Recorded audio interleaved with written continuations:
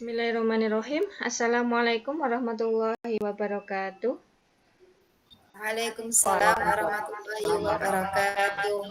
Nggih, Bu Hidayah sama Bu Musnur Indah. Bagaimana kabarnya ibu-ibu berdua? Nggih. Alhamdulillah baik. Ya, hari ini kita akan bersama-sama melakukan proses coaching ya. Saya menjadi supervisor, kemudian Bu Hidayah sebagai coach, kemudian Bu Musnur Indah sebagai coachee, begitu nggih? Sudah siap ibu-ibu semuanya? Nggih. Alhamdulillah. Insyaallah. Nggih. Kalau begitu kita mulai sekarang aja nggih. Saya akan nanti sedikit bertanya tentang proses coaching ini. Kita sebelum menuju ke proses coaching, nah kita ke pra dulu nggih. Langsung saja nggih. Saya akan menanyakan beberapa kepada Bu Hidayah. Oke, monggo silakan. Bismillahirrahmanirrahim. Assalamualaikum warahmatullahi wabarakatuh. Waalaikumsalam warahmatullahi wabarakatuh. Oke. Bagaimana kabarnya Bu Hidayah? Apakah sehat? Alhamdulillah sehat. Wiyanti sendiri bagaimana? Alhamdulillah sehat juga Ibu. Oke. Begini Ibu, hari ini kita akan melakukan coaching nggih. Nah, sebelum melakukan coaching ada sedikit yang ingin saya sampaikan Bu Hidayah. Saya ingin menanyakan tentang beberapa hal nggih. Nanti kira-kira apa yang akan dipakai alurnya Ibu jenengan? Saya alur tirta karena saya tahunya alur tirta. Alur tirta nggih. Ya, Ibu nanti akan memakai alur tirta nggih. Nanti saya akan mengamati begitu nggih antara coach dan coaching, dan saya nanti akan menilai Bu ya, menilai sesuai dengan rubrik penilaian apakah nanti sudah sesuai dengan alur tirtanya gitu nggih ataukah belum begitu Bu. Kemudian nanti apakah jenengan sudah memberikan pertanyaan-pertanyaan kepada coach, kemudian jawabannya apakah sudah sesuai seperti itu. Kemudian dari jawaban-jawaban tersebut apakah coach bisa memberikan jawaban, kemudian bisa menemukan permasalahannya seperti itu Bu Hidayah. Kemudian ini Bu Hidayah, kompetensi coaching apa nggih Bu Hidayah yang ingin Ibu kembangkan seperti itu? Saya akan mengembangkan semua kompetensi yang ada di alur ini. Anda hadir secara penuh, saya akan mencoba hadir secara penuh, totalitas untuk Bu Indah. Kemudian mendengarkan semua keluh kesahnya, mendengarkan secara aktif. Saya akan menanyakan pertanyaan yang kemungkinan berbobot, mudah-mudahan berbobot dan bisa menjadikan solusi untuk keresahan Bu Indah. Nanti akan saya coba. Baik Bu, dari ketiga kompetensi itu, kompetensi apa yang lebih spesifik Bu nanti yang jenengan akan kembangkan, ataukah ketiga-tiganya, ataukah salah satunya atau salah duanya? Yang lebih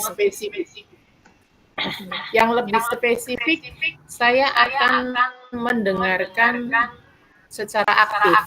Artinya dengan saya mendengarkan secara aktif, saya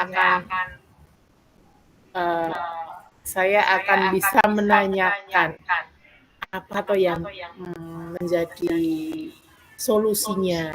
Pertanyaan-pertanyaan bobot itu akan ada ketika kita mendengarkan secara penuh, hadir secara penuh dan mendengarkan secara aktif. Yang pertama saya akan hadir secara penuh, jelas itu mendengarkan dulu baru bertanya. Tapi saya akan mendengarkan yang nanti akan fokus yang saya kembangkan, saya akan mendengarkan secara penuh. Nggih. Nggih, berarti mendengarkan secara penuh nggih. Kemudian Bu nanti jangan lupa untuk memperhatikan prinsip-prinsip coaching nggih Bu nggih, di antaranya kemitraan, kemudian proses kreatif, kemudian memaksimalkan potensi coaching, seperti itu Bu. Nggih. Kemudian ada satu lagi Bu, kira-kira indikator ketercapaian yang diinginkan oleh Bu Hidayah itu apa Bu? Indikator ketercapaian coaching hari ini yaitu Bu Indah menemukan solusi dari permasalahan yang dia hadapi gitu. Jadi dia bisa menemukan solusi, bisa plong, lega, ada jalan keluar dari permasalahan. Terima kasih. Terima kasih atas jawabannya Bu. Selanjutnya monggo silahkan melakukan proses coaching bersama Ibu Indah. Semoga proses coachingnya berjalan dengan lancar. Gitu. Amin. Terima kasih Yanti atas waktunya. Oke, Assalamualaikum Bu Indah. Halo, Assalamualaikum. Bagaimana kabarnya? Alhamdulillah Bu, sehat. Meskipun ya masih kepikiran hari kemarin ketika di sekolahan Bu. Kasihan sekali, libur-libur masih mikirin sekolah. Iya, besok sudah mulai masuk. Soalnya besok sudah mulai masuk lagi Bu. Harus mempersiapkan lagi. Oke. Sebenarnya apa yang kalau boleh saya tahu apa yang dipikirkan menjadi ganjalan sampai libur-libur masih mikir kerjaan, harusnya refreshing sama itu ya. Ya ini mikir. Iya, masih liburan mikir ini. Ya ini Bu, saya itu kan di sekolahan itu kan saya menjadi itu ya Bu ya, penanggung jawab sholat berjamaah ketika di masjid, seperti itu. Yang putri kan saya, kalau yang putra ya ada ustadznya, seperti itu. Nah saya itu melihat semakin kesini tuh anak-anak itu kok di masjid itu sering rame sendiri, terus apa itu ngobrol sama temannya, lalu anak-anak itu juga apa itu ketika ada adzan tidak mendengarkan, tidak menjawab adzan, asik ya itu ngobrol atau kadang juga cuma diem saja, seperti itu.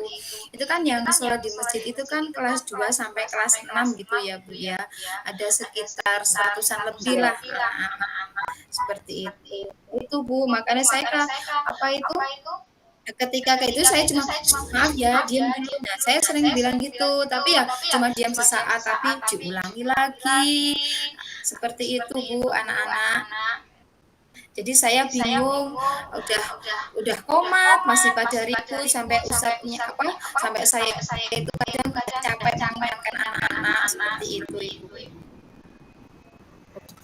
Jadi keren Indah. Memikirkan anak orang. Walaupun di sekolah jadi anak kita. Bagaimana caranya anak-anak itu dia sholatnya khusyuk, dia bisa bertanggung jawab untuk beribadah. Kalau pemikiran saya seperti itu nih. Jadi saatnya sholat ya dia sholat, harusnya dia diam ya diam. Gitu ya. Menurut saya gitu. Nggih, benar atau iya benar Ibu yang saya tahu. Iya, memang seperti itu Ibu. Harapannya anak-anak itu punya kesadaran diri lah gitu, seperti itu. Jadi mungkin mungkin Bu Indah cerita ke saya, kisah ke saya itu juga punya tujuan bagaimana caranya anak-anak itu bisa diam pada saat di masjid, sholat tepat waktu, tidak mengganggu temannya. Mungkin seperti itu gitu. Kalau Iya, benar. saya menangkapnya gitu ya. Tujuannya seperti itu ya. Sekarang masih resah dan gelisah. Ya benar itu saya masih ya resah gelisah, kadang mikir juga gimana caranya anak-anak itu biar tertib, terus ada kesadaran dirinya, terus ada apa itu ya, rasa yaitu iman dan takwanya kepada Allah itu muncul seperti itu. Makanya saya ingin bersama Bu Hidayah coaching di sini untuk ya itu Bu menyampaikan unek-unek saya yang selama ini yaitu soalnya kan sholat itu kan hal yang paling utama gitu ya, hal yang utama. Insya Allah kalau saya sih optimis ketika anak-anak itu sholat di masjid itu sudah tertib, nanti di kelas juga akan lebih tertib seperti itu. Oke. Kira-kira tadi Bu Indah Ndiko kalau nggak salah. Siswa yang sholat di masjid itu kelas 2 sampai kelas 6. Berjumlah sekitar 100.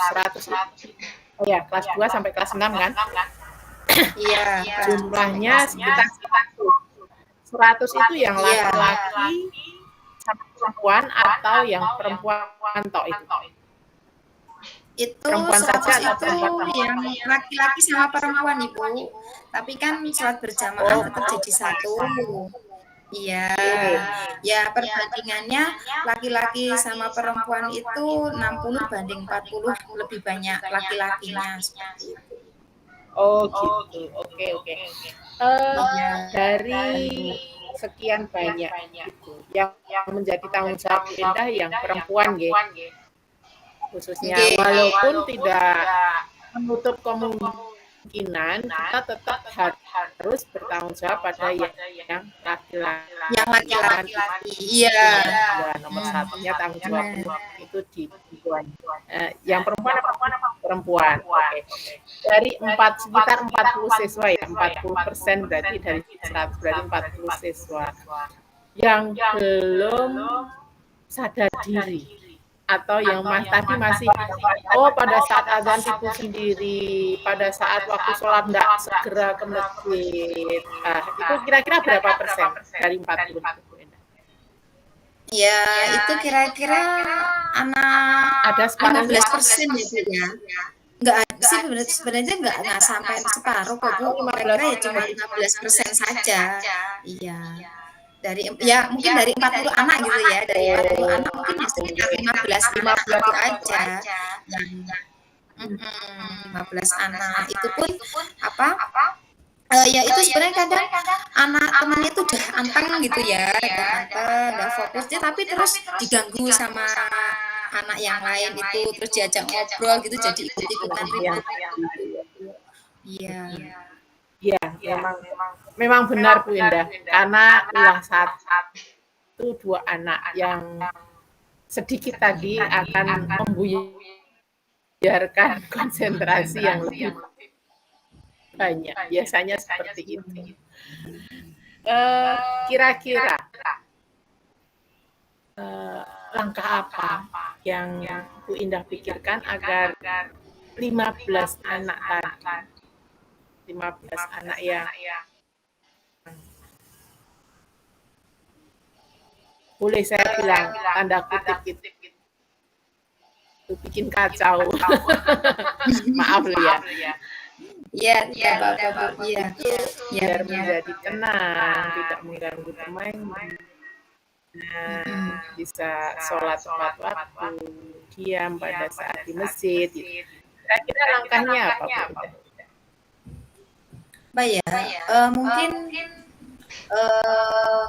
Mungkin awalnya mungkin saya langkahnya apa Bu Indah kira-kira? Punya langkah atau metode untuk membuat mereka menjadi lebih tenang, lebih semangat untuk beribadah? Iya. Mungkin itu ya Bu ya, mungkin pas sebelum waktunya sholat itu kan anak-anak sudah dikondisikan semuanya di masjid gitu ya. Mungkin saya akan itu membacakan itulah Halo Bu cerita Indah, nggak ada ya. suaranya. Oh, enggak ada, baik Bu, sebentar. Terdengar sekarang suaranya Ibu? Iya. Ya. Jadi mungkin sebelum waktu sholat gitu kan biasanya anak-anak itu dikondisikan di bel itu ya, di bel terus masuk ke masjid seperti itu. Nah mungkin ketika semua anak-anak Dengar sudah Bu, dengar. terkumpul, terdengar ya? Baik, setelah anak-anak masuk masjid itu, saya akan membacakan sebuah cerita gitu ya, mungkin ya, hikmah dari kisah para nabi, terus cerita tentang pentingnya sholat, mungkin seperti itu Bu. Karena saya kan guru kelas bawah ya Bu ya, jadi memang saya itu kalau dengan bercerita itu kadang anak-anak itu malah lebih itu fokus mendengarkan itu. Jadi mungkin akan saya awali dengan itu, dengan cerita itu Bu, tentang Ya. sejarah Nabi, tentang pentingnya sholat seperti itu. Mungkin awal seperti itu ya, tapi kalau selanjutnya mungkin saya juga pengen menerapkan yang segitiga restitusi juga Ibu. Oke. Dari 15 anak itu mungkin Jadi bisa saya panggil gitu.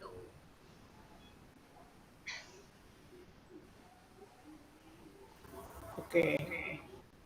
Mm-mm. Iya, Bu Oke, Ida oke. ya. Berarti pertamanya Bu Indah ingin mengetuk hati mereka kalau nggak salah tangkap ya, mengetuk Ya, hati anak-anak tersebut dengan cerita, ya. iya Ibu, benar Bisa ya. mendengar? Bisa Ibu, Halo, bisa mendengar Bu Indah? bisa Ibu, saya bisa mendengar. Oke. Metode kalau saya nggak salah tangkap, Bu Indah ingin mengetuk hati mereka dengan cerita yang Iya, tentang pentingnya sholat gitu. Dari cerita-cerita tadi, Ibu Indah berharap bahwa hati mereka akan terketuk untuk lebih iya, tertib sholatnya, gitu ya. iya, benar Kemudian Ibu. Bu Indah juga akan melakukan segitiga restitusi. Seperti itu benar Iya, Bu Indah? benar Ibu, benar Bu Hidayah. Rencananya seperti itu Ibu. Oke. Gini, apakah metode apakah metode tersebut pernah dilakukan atau baru mau dilakukan? Yang tadi yang cerita Nabi, surah Nabi, kemudian pemahaman arti pentingnya sholat gitu. Pernah disampaikan ke siswa jenengan atau belum? Kalau metode itu pernah ya, sering saya lakukan di kelas Bu, ketika mau pelajaran itu. Jadi ketika mau pelajaran itu Oh, di kan kelas. anak-anak sering tidak terkondisikan. Terus anak-anak ya itu mainan sendiri ngobrol sama temennya. Lalu Ya. saya mulai cerita anak-anak terus pada anteng seperti itu. Nah ini saya ingin mencoba-coba, Oke. itu kan tadinya kan cuma lingkup kecil. Coba saya ingin cerita Ya. dengan lingkup yang lebih besar gitu. Oke. Nah, itu yang menjadi pemikiran saya. Benar sudah ketemu titik terangnya. Ketika jenengan cerita, berarti anak-anak langsung diam. Dia akan antusias. Itu yang Iya. oke. Berarti metode itu mungkin ya menurut saya bisa dilakukan dengan cara seperti itu.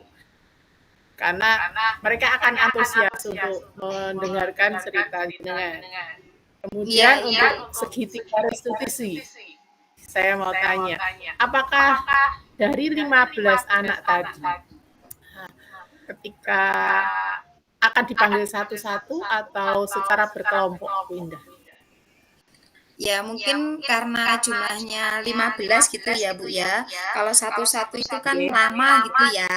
Mungkin saya datangkan kelompok gitu. Mungkin beberapa anak kok dari tiap 2 anak atau 3 anak, setiap 3 anak saya panggil seperti itu. Mungkin apa itu nanti bisa dilakukan waktu istirahat atau pas apa itu setelah makan siang seperti itu.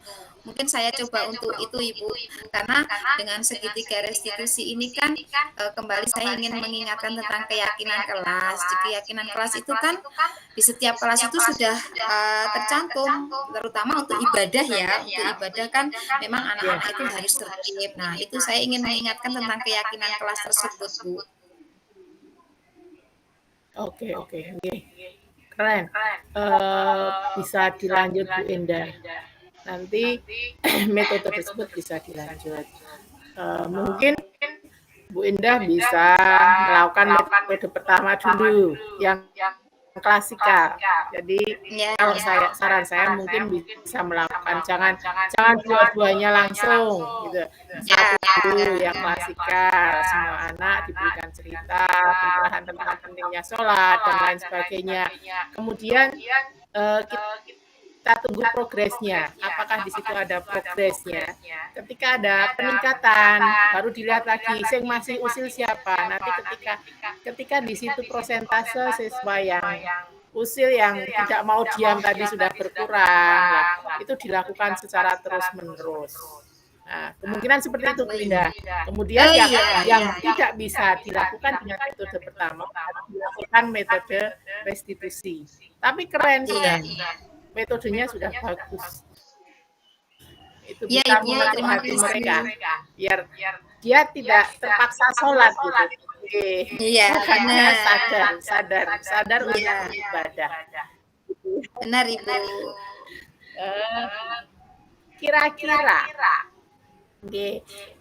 Kira-kira kapan akan dilakukan metode tersebut, Bu Indah? Ya, Senin depan Bu, Senin besok itu akan berusaha saya terapkan ya.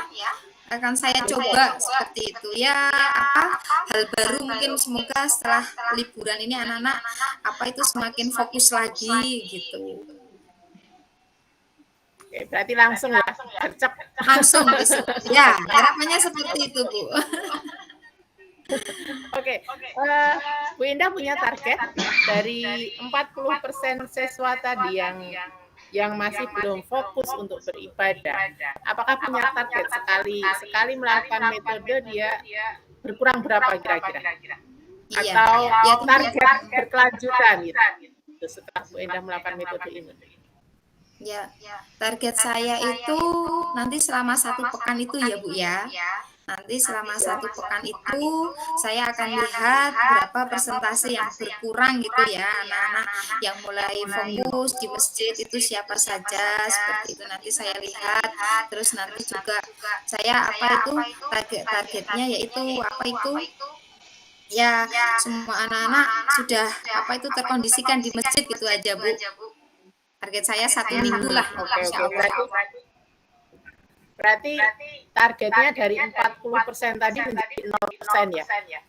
Harapannya berarti iya, semua siswa sudah sadar akan nilai ibadah, dia akan beribadah sesuai dengan ketentuan. Artinya di masjid diam, tidak mengganggu temannya, seperti itu nggih. Iya, benar Ibu. Oke, tetap semangat Bu Indah. Terima kasih. Walaupun agak berat, butuh kesabaran yang ekstra, tapi selain kita dapat gaji kerja juga kita dapat pahala. Insya Allah. Amin. Insya Allah itu yang harapan utamanya itu. Oke. Bagaimana?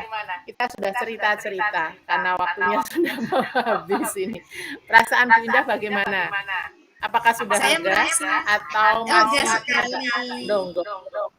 Lega sekali Bu. Alhamdulillah setelah coaching ini saya merasa plong, mendapatkan pencerahan, lega sekali Bu Hidayah.